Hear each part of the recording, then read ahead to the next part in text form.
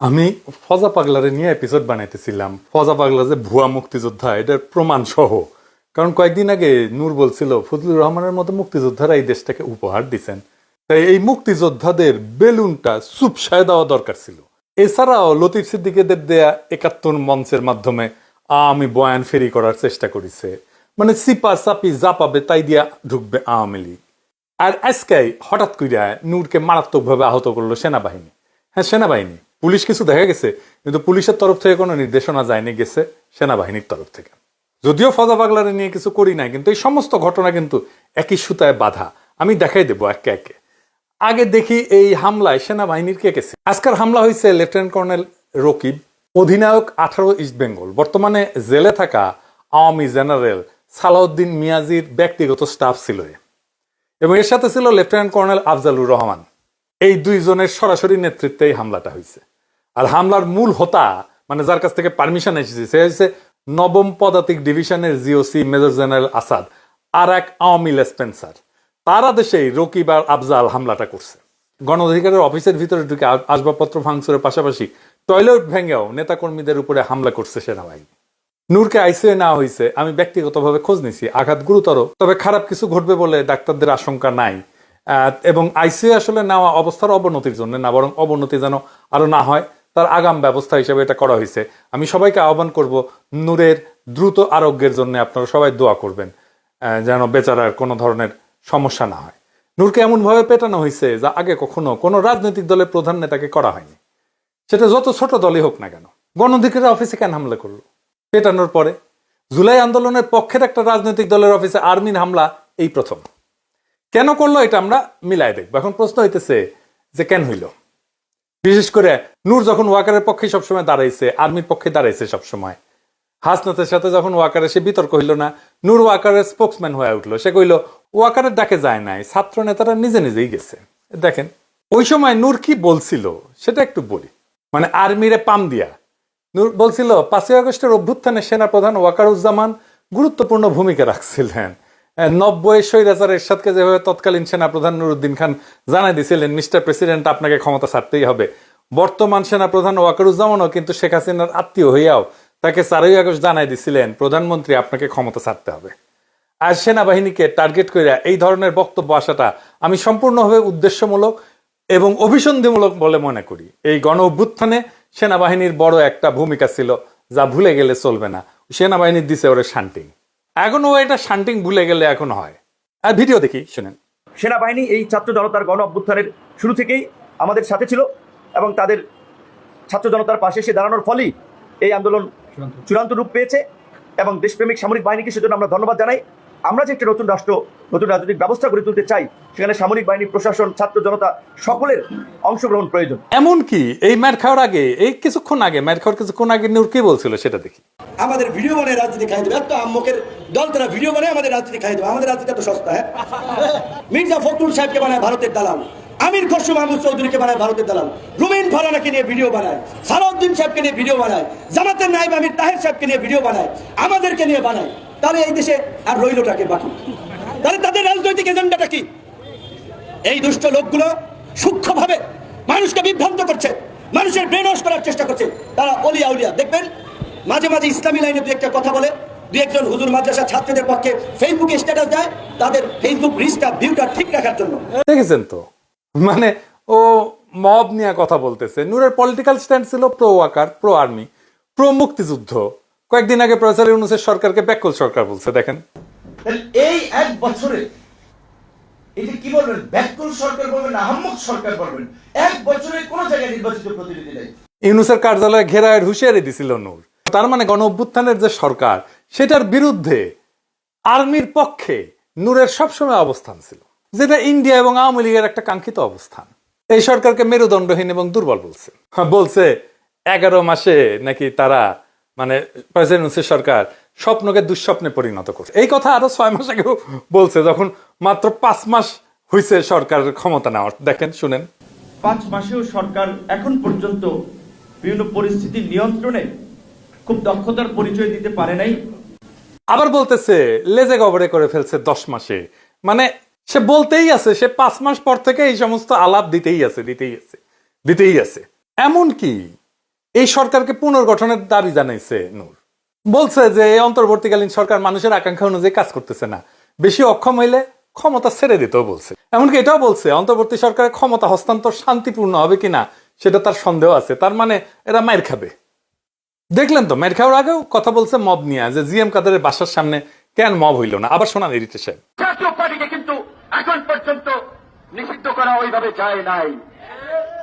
কিছুক্ষণ আগে বন্দুকলা গাড়ি দেখেছেন না, এখান থেকে টহল দিয়ে গেছে।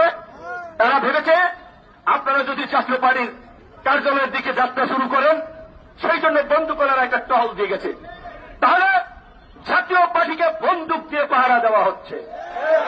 জিএম কাদেরের বাসা উত্তরা, এত জায়গায় মব হইল, ওইখানে তো কোনো মব হইল না। হাসিনা 2024-এর নির্বাচনের আগে এই নূর কিন্তু জাতীয় পার্টির অফিসে গিয়ে মিটিং করছে জাতীয় পার্টির সাথে।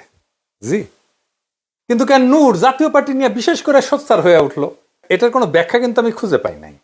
একটা কারণ হইতেই পারে ব্যক্তিগতভাবে ওর সাথে কোনো সমস্যা আছে, আর একটা কারণ হইতে পারে জাতীয় পার্টির নেতারা পয়সাওয়ালা মানুষ, তাদের সাথে টাকা পয়সার আবার কোনো লেনদেনের ব্যাপার আছে কিনা সেটা আমি জানি না। তো জাতীয় পার্টির সাথে দৃশ্যমান সমস্যা শুরু হয় 2024-এর নভেম্বরে রংপুর থেকে। নূরের পার্টির বিভিন্ন জায়গায় জাতীয় পার্টির অফিসে হামলা কিন্তু করছে নূরের দলের লোকেরাই।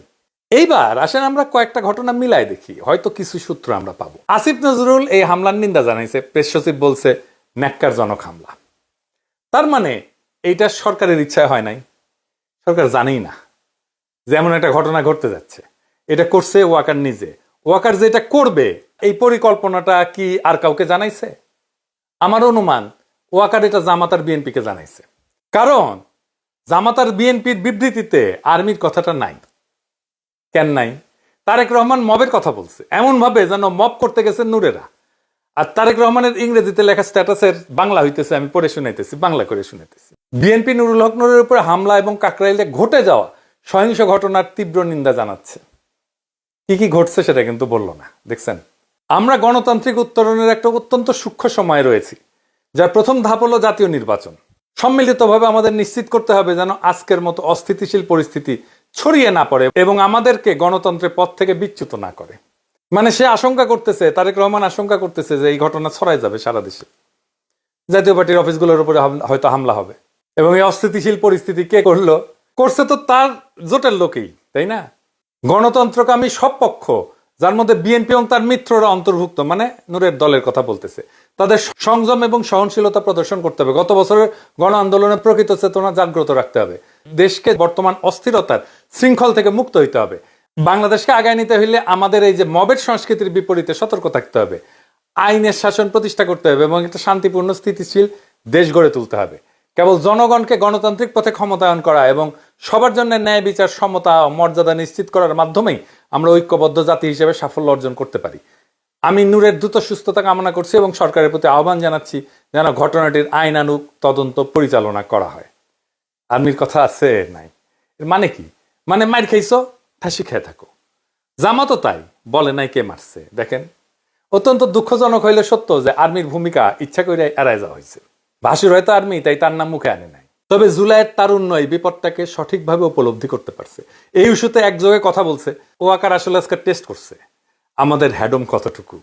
সে রিফাইন্ড আওয়ামী লীগ আনতে যদি না পারে, তাহলে জাপাকে দিয়েই সে তার কাজটা করবে।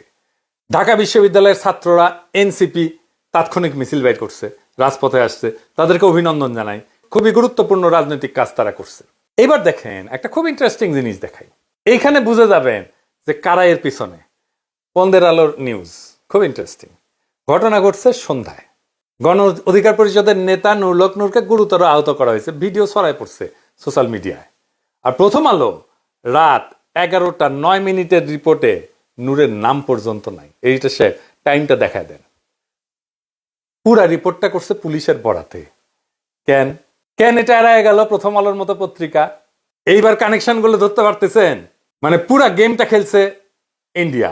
ফজা পাগলারে মাঠে নামানো, লতিফ সিদ্দিকীরা মাঠে নামালো, আনিস আলমগীরকে মাঠে নামালো, আব্দুল নূর তুষারকে মাঠে নামানো, পান্নাকে মাঠে নামানো, গুলিস্তানে আওয়ামী লীগের ঝটিকা মিছিল, এই সবই একই সূত্রে গাথা।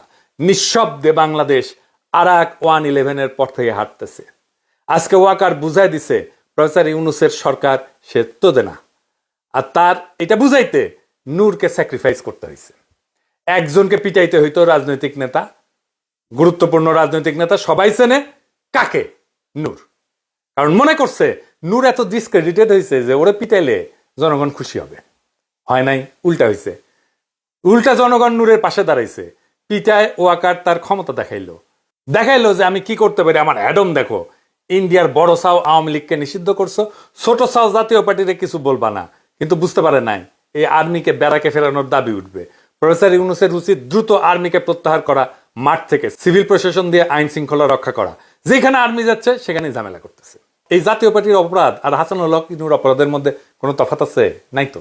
জাতীয় পার্টির সকল শীর্ষ নেতাদের অবশ্যই গ্রেপ্তার করা উচিত, তারা অনেকেই হাসিনার মন্ত্রী ছিল। তো এখন আমাদের করণীয় কি? ইন্ডিয়ার রাজনৈতিক স্বার্থ রক্ষাকারী দল এবং শক্তিসমূহ যারা আওয়ামী লীগ, জাতীয় পার্টি, 14 দলভুক্ত সব কয়টা ফ্যাসিস্ট পার্টিকে নিষিদ্ধ করার উদ্যোগ গ্রহণ করতে হবে।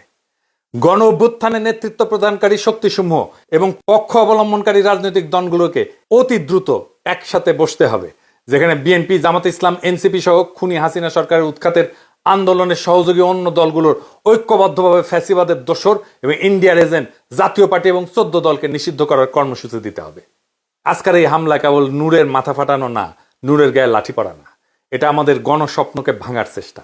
সেনাবাহিনী আর ভারত পুষ্ট দোসরেরা ভাবছে যে ভয় দেখায় ছাত্র জনতাকে চুপ করানো যাবে, কিন্তু তারা ভুল করছে। বাংলাদেশের মানুষ ভয় পায় না, ভয় করা ভুলে গেছে। ভয় পাওয়াইছে হাসিনা অনেক দিন, সেই ভয় ভেঙেই হাসিনাকে সে তাড়াইছে। জনগণ পিছু হটবে না, ইতিহাস কাউকে মাফ করে না।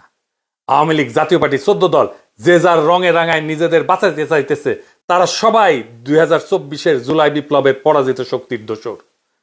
আজকে বাংলাদেশকে রক্ষা করতে হইলে এই দোসরদেরকে নিষিদ্ধ করতে হবে। সেনারা ব্যারাকে ফিরুক, আইন শৃঙ্খলা রক্ষা করবে জনগণের সরকার, সিভিল প্রশাসন জনগণের প্রশাসন। আমরা চাই ভারতের দালালি থেকে মুক্ত একটা স্বাধীন রাষ্ট্র, আত্মমর্যাদাশীল রাষ্ট্র। আজকে সকল গণতন্ত্রকামী শক্তিকে এক টেবিলে বসতে হবে। বিএনপি, জামাত, এনসিপি, ছাত্র সমাজ সবাই মিলে ঘোষণা দিতে হবে, আমরা ফ্যাসিবাদের শেষ চিহ্ন মুছে দেব। ফ্যাসিবাদের সহচর সকল রাজনৈতিক শক্তিকে আমরা বাংলাদেশের রাজনীতি করতে দেব না। আমরা ভারতের দালালি ভাঙবো। আমরা বাংলাদেশের ভবিষ্যৎ নতুন করে লিখব। যত আঘাত আসুক, যত ষড়যন্ত্র হোক, ইতিহাসের চাকা আর পেছনে ঘুরবে না। ইনকিলাব জিন্দাবাদ।